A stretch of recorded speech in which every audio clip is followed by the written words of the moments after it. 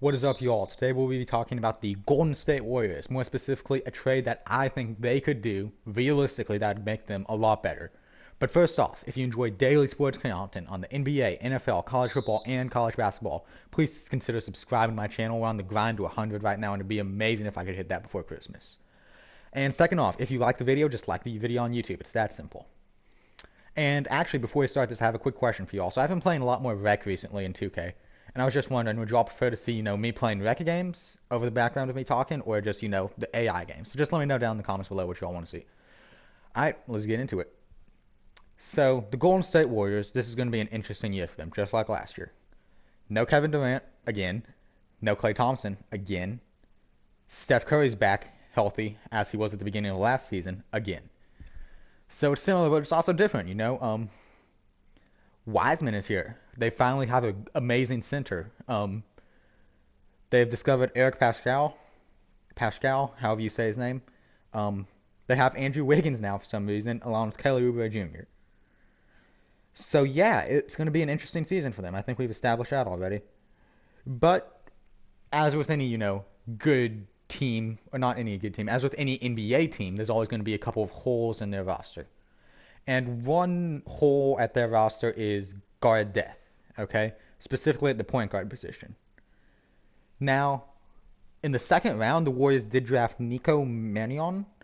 Now, the idea of this trade hinges on whether or not you think that he will be a, starting, or not starting caliber, backup caliber point guard in this NBA.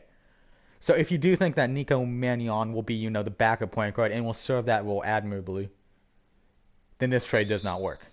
However, he is untested so far, and there's someone else that is much, more tested in terms of playing experience, and at the same time is probably easily available from the team he's currently on. And I'm talking about Kendrick Nunn of the Miami Heat. Now you might be saying, Kendrick Nunn, but he almost won Rookie of the Month, Why would the Heat trade him? He was a valuable part last time. Well, let me tell you why. Tyler Herro is only getting better and will take up more minutes in the guard rotation. Goran Dragic, fully healthy, hopefully again, and should take up more minutes in the guard rotation. Duncan Robinson, fully healthy, takes up minutes in the guard rotation. And a new addition to the team that I expect to see significant playing time, Avery Bradley. Avery Bradley is just a defender. That is the one reason why the Heat signed him. I can tell you that right now. He is brought in to defend guards who have the basketball, okay? So you might be saying, hey, who's the odd man out here? It's not going to be Goran Dragic. He just got re-signed to a lot of money. It's not going to be Tyler Herro. He's a rising star in the league. I mean, people are comparing this guy to James Harden, think he should, be traded for James Harden. It's not going to be Tyler Herro. Duncan Robinson brings too much floor space into the equation. And if there's ever, a guy that they need locked up, Avery Bradley's going to go in.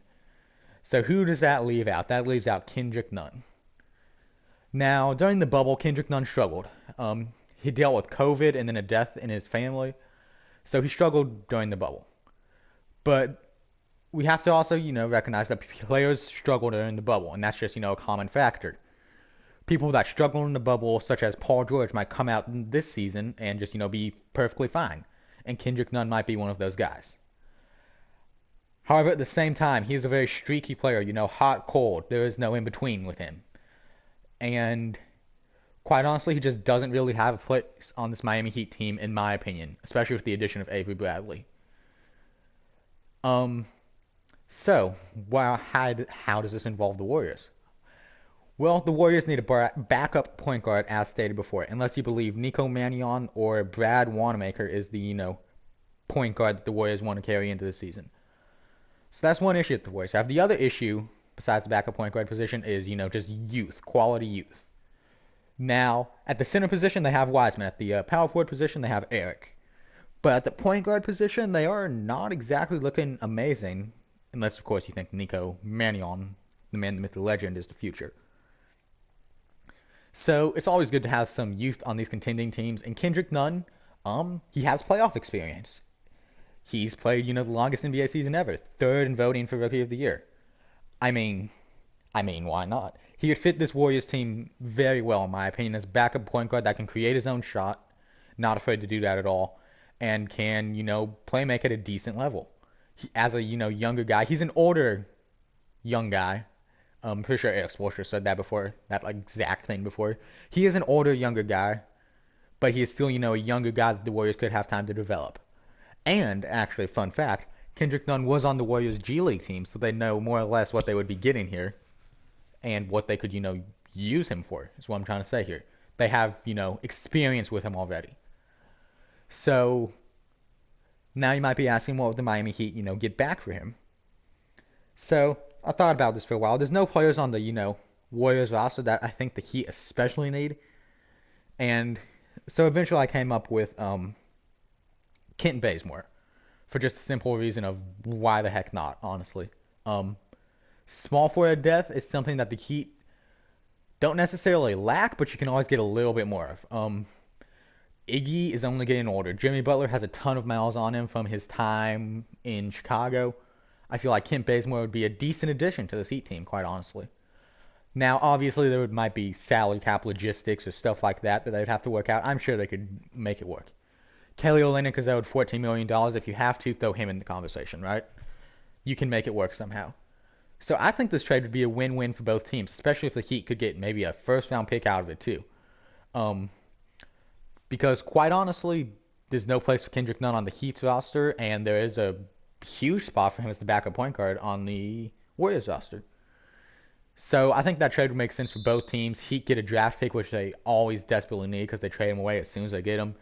Warriors get a backup point guard that's youthful, that can, energize the team, energize the bench.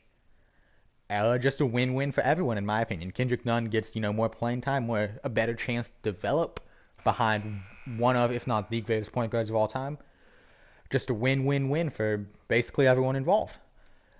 So that's about it. As I said before, if you enjoy daily sports content on the NBA, NFL, college football, and college basketball, make sure you subscribe to my channel. And if you like the video, just like the video on YouTube. It's that simple, y'all. Y'all have an amazing day. Let me know down in the comments below what you think about this. If you think this would be a good trade, a bad trade. If you're a Warriors fan, tell me who you think the Warriors should trade for. And if you're a Heat fan, tell me who you think the Heat should trade for. Yeah, that's about it. Y'all have an amazing day.